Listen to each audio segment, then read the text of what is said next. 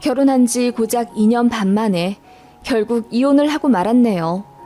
그것도 아주 이상한 시댁을 만나 맘고생 많이 하고서 말이죠. 솔직히 사기 결혼 당한 거나 마찬가지긴 한데 그래도 아기 갖기 전에 이혼하게 되어서 어떤 사람들은 조상신이 도왔다고 너무 잘 되었다고 하더라고요.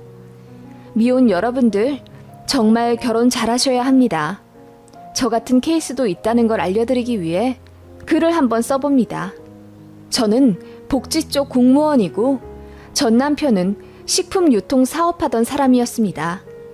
아버지랑 같이 한다고 했고 연순 수익 1억에서 2억은 얻는다고 하더라고요.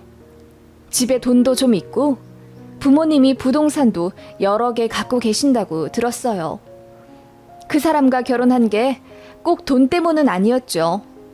제가 업무로 많이 힘들어해서 공황장애까지 왔었는데 그런 저를 많이 보듬어주던 사람이에요.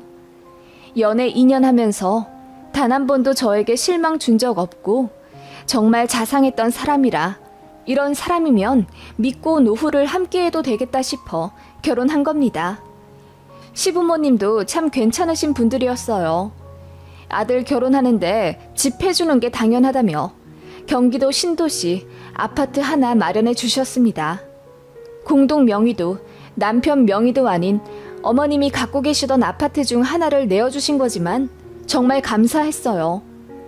요즘같이 집값 비싸 결혼 문턱에서 좌절하는 시대에 보금자리 마련한다는 게 쉬운 일이 아니잖아요. 예물 예단 문제로 조금 삐그덕하긴 했지만 그건 다른 것에 비해 문제 될 것도 아니라 그냥 넘어가겠습니다. 아무튼 크게 문제 삼을 것 없는 시댁이었죠. 그래서 저도 잘하고 싶었습니다. 시댁이랑 저희 신혼집이랑 차로 40분 정도 거리였기에 1-2주에 한 번 정도 가서 식사하고 오고 그랬어요. 제가 직접 음식해 시부모님 초대하기도 했고요. 제가 좀 살가운 성격이라 어른들한테 잘하는 편이에요. 그래서 시부모님도 저보고 진주 같은 며느리라고 표현하시며 좋아하셨습니다. 남편도 그런 저에게 고맙다고 했고 결혼 6개월 차까지는 정말 행복했어요. 불행이 스며들기 시작한 건 돈 문제가 불거지면서부터였습니다. 저희 신혼집이 어머님 명의 아파트였어요. 그런데 저희 결혼하고 7개월쯤 되었을 무렵 어머님이 갑자기 그 아파트를 좀 팔아야겠다고 하시더라고요. 남편이 놀라서 왜 그러냐 물으니 네 아빠 이번에 천안에다 사업 벌린 게 잘 안 된 모양이야. 급한 불만 좀 꺼야 해서 그러니 아파트를 팔아야겠다. 니들은 그냥 그 집에 계속 살면 돼. 매매해서 전세로 바꿀 건데 내가 부동산에 잘 얘기해 둘게. 라고 어머님이 말씀하시더군요. 좀 놀랐지만 어머님이 워낙 태연하게 말씀하시길래 저는 호들갑 떨 수도 없었어요. 그렇게 저희 신혼집 집주인이 어머님에서 다른 사람으로 바뀌었죠. 아는 사람한테 판 거라서 저희 부부 사정 잘 이해해 줄 거니 갑자기 이사 갈 일은 없을 거라고 어머님이 호언장담 하셨습니다.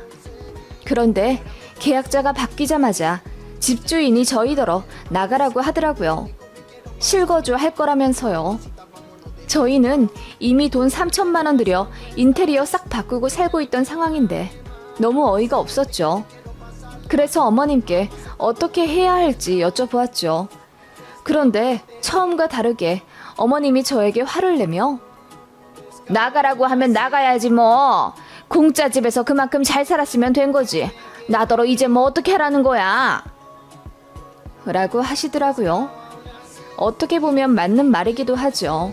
어찌되었던 저희는 어머님 아파트에서 기생하며 살았던 거니까요. 그래도 오래오래 살 줄 알고 몇 천 들어 인테리어까지 싹 했는데 억울하잖아요. 게다가 그건 전부 제 돈이었어요. 그래서 어머님 보고 어떻게 해달라는 게 아니라 저희도 난감해서 미치고 팔짝 뛸 노릇이라고 하니 어머님이 한숨을 쉬며 아버님 사업이 잘 안 되고 있으니 저희가 이해할 수밖에 없다고 하시더군요. 그렇게 한순간에 저희는 살던 집에서 쫓겨났고 급하게 대출받아 24평짜리 구축 아파트 전세로 들어가게 되었어요. 상황은 이해가 가지만 어머님 태도에 저도 상처를 받았습니다. 그래서 남편한테 시댁 관련 이야기 했다가 다투는 일이 많아졌어요. 남편은 처음엔 저에게 미안해 했다가 나중에는 그래서 뭐 나더러 어쩌라고. 엄마 말이 틀린 건 아니잖아.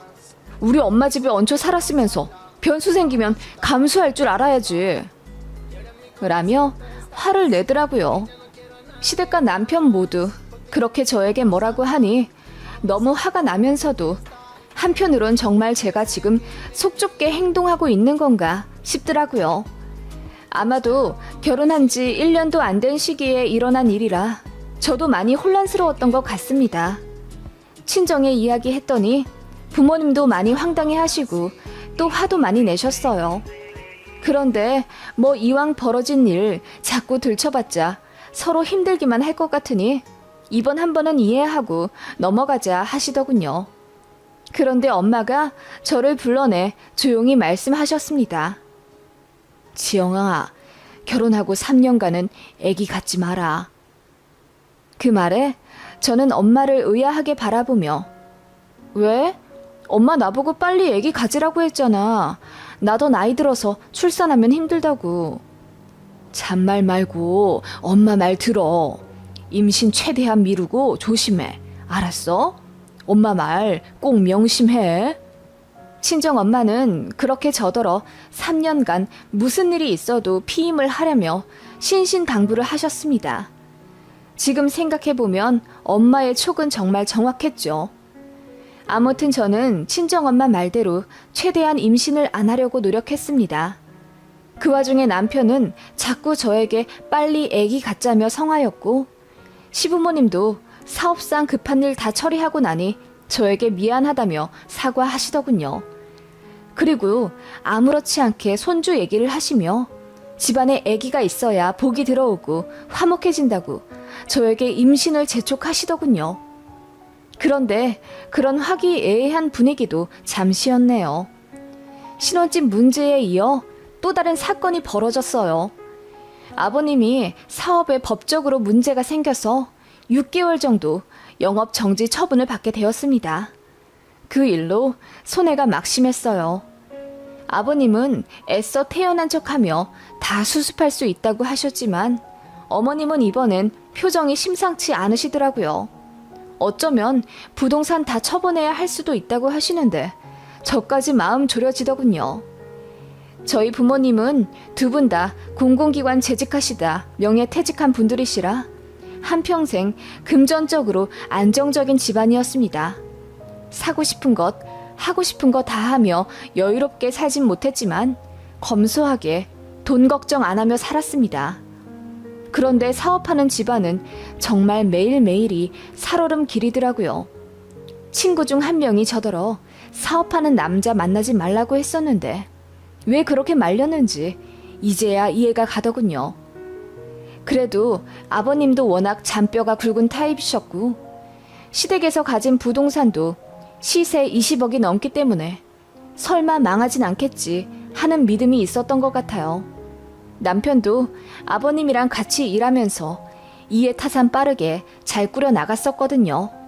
그래서 믿었는데 뭔가 잘못되기 시작한 건지 시부모님 얼굴에 그늘이 지기 시작했어요. 시댁이 영업 정지 처분 받으면 제 남편도 월급을 못 받는 거예요. 정말 난감해서 어떻게 해야 할지 모르겠더라고요. 그런데 남편이 먼저 저에게 이야기하더군요. 우리 당분간 집에 용돈 좀 드리자. 200만 원 정도씩만 드리면 될 것 같아. 그 말에 제가 화들짝 놀라 시댁에 용돈을 드리자고? 200만 원씩이나? 내 월급이 200만 원 조금 넘는데 그럼 그걸 몽땅 다 드리면 우린 무슨 돈으로 생활해? 라고 했더니 남편이 그러더군요. 대출 받으면 되지. 공무원 좋다는 게 뭐야. 대출 잘 나오고 매달 꼬박꼬박 월급 들어오는 장점이 있잖아. 사업하는 집은 원래 좀 그래. 잘 될 때도 있는데 이렇게 어려워질 때도 있어. 그래도 이 고비 넘기면 돈 많이 벌 거야. 여보 힘든 거 나중에 다 갚아줄 테니까 조금만 이해해줘. 그 말에 저는 한숨밖에 안 나오더군요. 그래서 시댁 사업이 잘 풀릴 가능성은 확실하냐고 물으니 100%라고 하더군요. 예전에도 이런 일이 있었는데 잘 해결되었고 그 다음 연도에 3억 넘게 벌었다고 하더군요. 그래서 일단 6개월만 좀 시댁 도와주자고 하길래 한숨만 나왔지만 일단 알겠다고 했네요. 남편도 밤에 대리운전 뛰면서 알바하겠다고 했거든요. 시댁에 그렇게 용돈을 넣어드리니 어머님이 기다렸다는 듯 고마워. 일 잘 해결되면 다 갚아줄 테니까 너무 걱정 말고 알겠지? 라고 하시더군요. 그렇게 6개월 드리기로 한 200만 원은 어느새 220만 원, 250만 원씩 점점 불어나더군요. 어머님 아버님도 처음에는 고맙다 매번 얘기해 주시더니 나중에는 당연하다는 듯 받으시고 또 날짜 늦어지기라도 하면 재촉을 엄청 하셨어요. 그렇게 저는 전세 대출 이자와 매달 시댁에 들어가는 돈 그리고 생활비로 허덕여 지내게 되었습니다. 남편이 밤에 대리운전 알바를 한다고 해도 벌어오는 돈이 150만 원 남짓이었기 때문에 사실상 별 도움도 안 되었고요.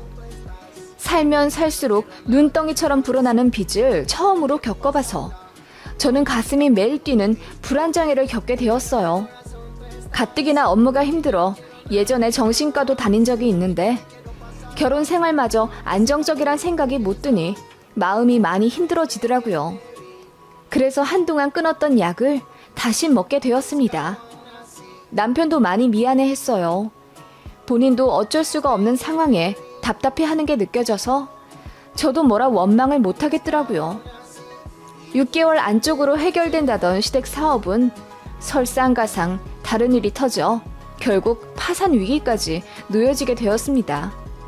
시어머니가 부랴부랴 가지고 있던 부동산들 다 처분했는데도 잘 안 풀리는 것 같더라고요. 시부모님 두 분 다 서초며 양재며 관공서와 변호사 사무실, 세무사 사무실 매일같이 드나드는데도 결국 해결을 못하셨는지 머리 싸매고 누우셨습니다.